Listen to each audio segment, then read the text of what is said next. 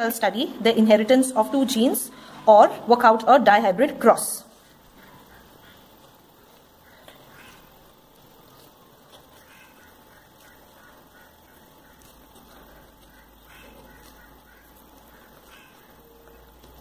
Why inheritance of two genes or why dihybrid cross? Because in this hybridization experiment, there are two genes or two characters involved. For example, gene number 1 or character number 1, seed color in Pisum sativum, and gene number 2, seed shape in Pisum sativum. So far we have done monohybrid crosses where we have used only one type of a gene under study, and we have done a hybridization cross. But in today's lesson, we are going to study dihybrid cross, and which involves two genes at a time. Now we know that seed color is a character which has two contrasting traits: yellow colored seeds and green colored seeds. Yellow being the dominant character is represented by dominant alleles. And we know that alleles always occur in pairs, and therefore we have written capital Y, capital Y. Green is a recessive trait which is represented by recessive alleles, small y, small y. Seed shape also has two contrasting traits, that is round seeds and wrinkled seeds. We already know that round is a dominant trait, and therefore it is represented by a dominant genotype, capital R, capital R. Wrinkled is a recessive trait and therefore represented by recessive genotype, small r, small r. In our hybridization experiment, in the dihybrid cross, we will take two parents, one parent having both the dominant traits, that is yellow color seeds and round seeds. So this plant, parent 1, produces seeds which are yellow in color and which are round in shape. The genotype of this parent will be capital Y and capital R, capital R.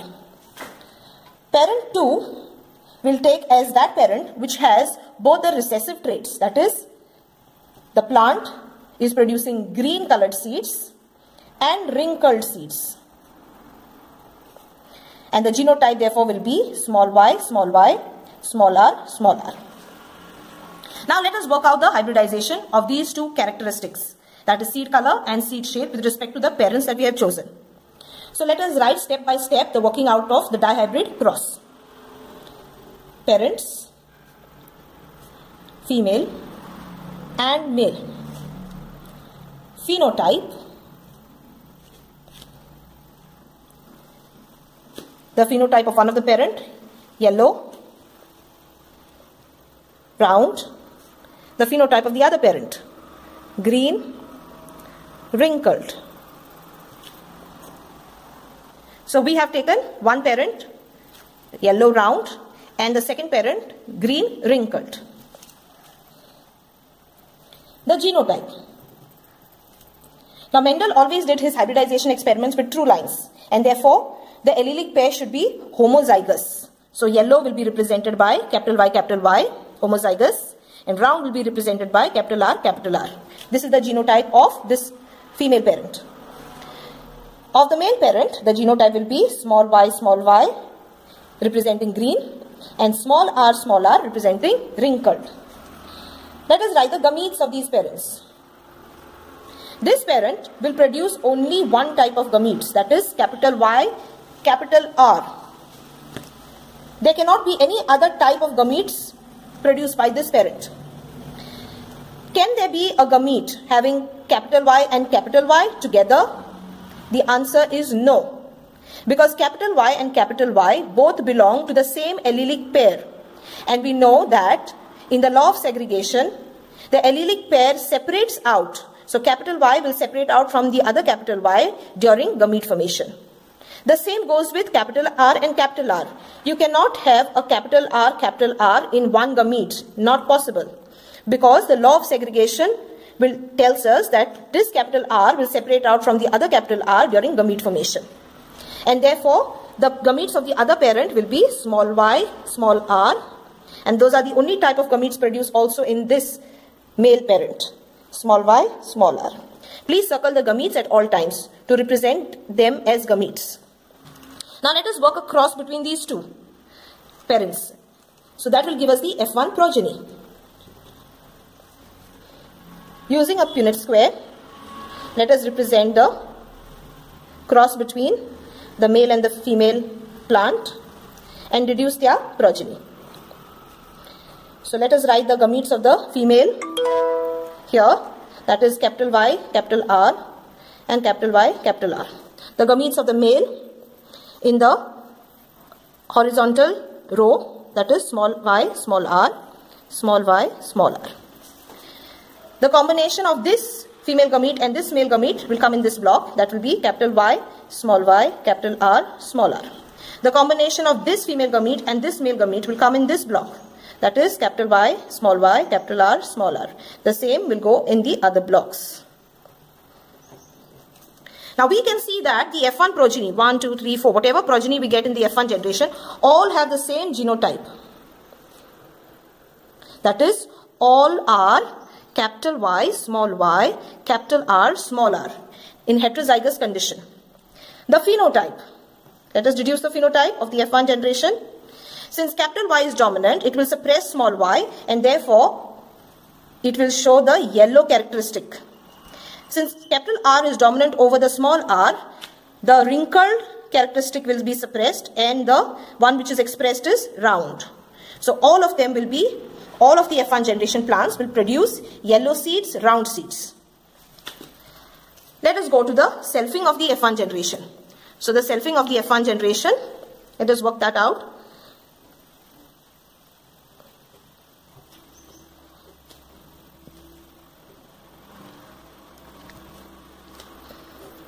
So in selfing of the F1 generation, we can take any two plants of the F1 generation because they are all the same, genotypically as well as phenotypically. Okay, so let us write the phenotype of the F1 generation.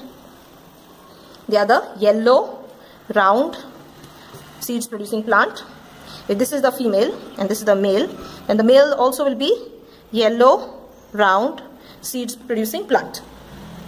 The genotype will also be the same of both these parents of the F1 generation. The genotype will be this, because all of them have the same genotype. Now what will be the gametes produced? The gametes which are produced by this parent. Now we cannot put capital Y and small y together because law of segregation tells us that capital Y and small y will separate out during gamete formation.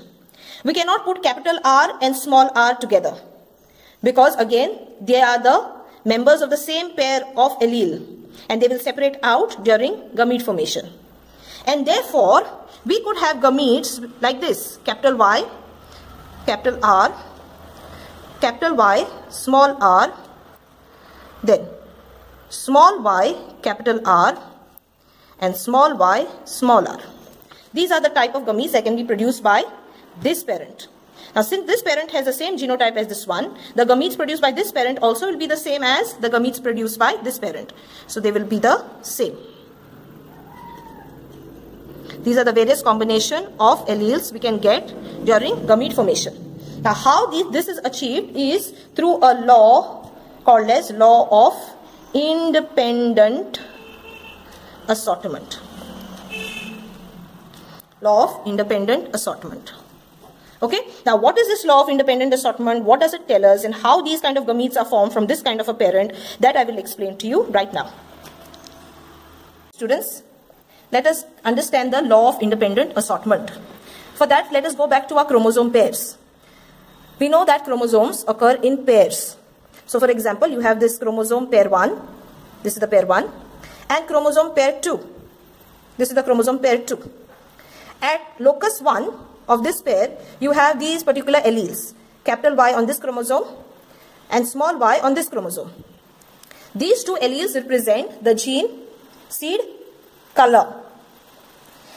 On chromosome pair 2, that means it's the second pair of the chromosome. For example, at locus 5, you have on this chromosome allele R, and on the other chromosome you have allele small r.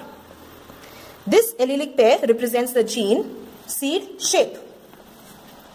So since chromosomes occur in pairs, genes also occur in pairs. in the form of alleles. Now, what does law of segregation tell us? That when a pair of chromosomes separates out during gamete formation, genes also separate because genes are located on chromosomes. Each chromosome from the pair goes into separate gametes. For example, when this chromosome pair separates out during gamete formation, the law of segregation tells us that this chromosome of the pair will go to form one gamete and this chromosome will go to form another gamete. So chromosomes separate out and therefore the allelic pair, capital Y, will separate out from small y. Okay, this is your law of segregation, which we have already studied earlier. Now let us understand the law of independent assortment. Let us take the example. Now, this separation of chromosomes will form two gametes, gamete 1, gamete 2. When this particular chromosomes separate out from the pair, one will go to form one gamete and the other chromosome of the pair will go to form the other gamete. And therefore you can see along with the chromosomes, the allelic pair also has separated out. In this gamete you have capital Y, in this gamete you have small y. Okay? Now let us consider the second pair of chromosome. This pair of chromosome also will separate out because of the law of segregation. This chromosome pair, when it separates out and goes to form the gametes, there is a chance that this chromosome can either go into this gamete or this chromosome can go into this gamete. There is no hard and fast rule that this chromosome, because it carries a dominant allele, has to go to this gamete. No. It can either go to this gamete or this chromosome can go to this gamete. If this chromosome goes to this gamete, then what kind of a genotype will be present in this gamete? You will have capital Y and capital R. So this is the type of genotype that can be present in that gamete. Here, this one. Now what if this chromosome goes to this gamete and not this one? Because it is independent to assort any other chromosome. Followed? It has in the independence to assort either this chromosome or it has independence to assort this chromosome. It has independence to join this chromosome. It has independence to join this chromosome. So if this chromosome goes into this gamete too, then what will be the genotype of this gamete? It will be small y, capital R. This chromosome of this pair also has a privilege of independent assortment. It can either choose to join this gamete or choose to join this gamete. Now if this chromosome goes to this gamete, then what will be the genotype of this gamete? The gamete will have capital Y, small r. And if this chromosome does not go to this gamete but goes to this gamete, then what will be the genotype of this gamete? The genotype will be capital Y, small r. Sorry, small y, small r. Followed? So the next pair of chromosome can separate out and independently assort the already separated out chromosomes. And therefore, you get these various types of gametes that can be formed because of independent assortment. If this one goes to this one, you get capital Y, capital R. If small r carrying chromosome joins this gamete, then you get the combination capital Y, small r, capital Y, small r. If this chromosome takes the independence to join this gamete, then the combination will be small y, capital R, small y, capital R. And if this chromosome takes the independence to join this gamete, you get the gamete combination as small y, small r. So these are the four types of gametes that can be produced because of such combinations, because of the independent assortment of these two pairs. Pair 1, pair 2. Clear? Okay. Now my question again to you is, can you have a gamete with capital Y and small y? Is that possible? Can you have this gamete? The answer is no, because both belong to the same gene. This is an allelic pair of the same gene, that is seed color. Can you have capital R and small r as one of the gametes?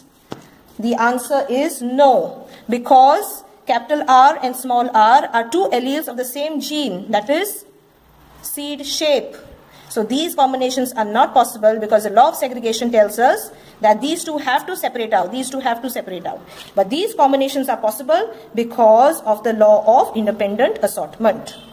Okay, so usually you have various types of gametes formed like these. You have 4 different types of gametes formed when the parent is in heterozygous condition, like capital Y, capital R, small r. Have you followed the law of independent assortment, students? Okay, and therefore because of this you have these, we had discussed earlier, you get these 4 types of gametes of this parent, and since this parent is the same genotype, you get the same 4 types of gametes in this parent. Okay, now what is the next step? We put this 4 different types of gametes of the mother and the father into the Punnett square and reduce the F2 generation. Okay, so let us reduce the F2 generation. F2 generation. Okay, so let us reduce the F2 generation. The Punnett square will have to be a little big because you have to put the gametes of the mother this side and the gametes of the father this side. And the gametes of the mother are 4 different types. So you have 1, 2, 3 and 4. Gametes of the father also are 4 different types. So you have 1, 2, 3 and 4. Okay, so this will be your Punnett square. What are the gametes of the mother? The gametes of the mother are here. These are the gametes. So we'll put them down the Punnett square.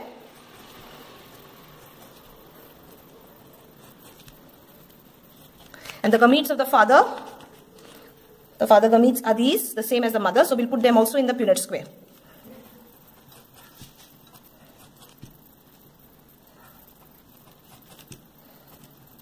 Is this correct? Let me check. Reduced all these genotypes based on these gametes. Let us reduce the last genotype, that is from, if this gamete meets this gamete, then the progeny will be small y, small r, small r. So these are the various types of progeny that you get in the F2 generation. Now let us write the phenotypes, the different types of phenotypes that you get. This will have yellow round. This also yellow round. This also yellow round. This one also yellow round. Yellow round, yellow round, yellow round, yellow round, yellow round. So you get yellow round type of progeny. Plants producing yellow round seeds. You also get another type of phenotype. That is, this would be yellow and wrinkled. Yellow wrinkled and yellow wrinkled. So you have in the F2 generation plants which also produce yellow wrinkled type of seeds. This is green round, green round, green round. So in the F2 generation you have plants which are green seeds producing and the seeds are round. And finally you have in the F2 generation plants which produce green and wrinkled seeds. So you have green wrinkled seeds producing plants in the F2 generation. Now in what proportion? The proportion is yellow round. How many? 1, 2, 3, 4, 5, 6, 7, 8, 9. 9 of yellow round producing out of the 16. Yellow wrinkled. How many? 1, 2, 3. You have 3 of yellow wrinkled. How many plants will produce green round seeds? 1, 2, 3. 3 out of the 16 will produce green round seeds. And 1 out of the 16 will produce, plant will produce green wrinkled seeds. Just 1. So you see, the 2 dominant traits are produced in the proportion 9 out of 16. 1 dominant and 1 wrinkled. 1 dominant and 1 wrinkled in the proportion 3 out of 16, 3 out of 16. And both recessive in the proportion 1 out of 16. So this would be our phenotypic ratio of the F2 generation. The phenotypic ratio of the F2 generation in a dihybrid cross is therefore 9:3:3:1. So with this we finish the dihybrid cross or inheritance of 2 genes. Thank you, students.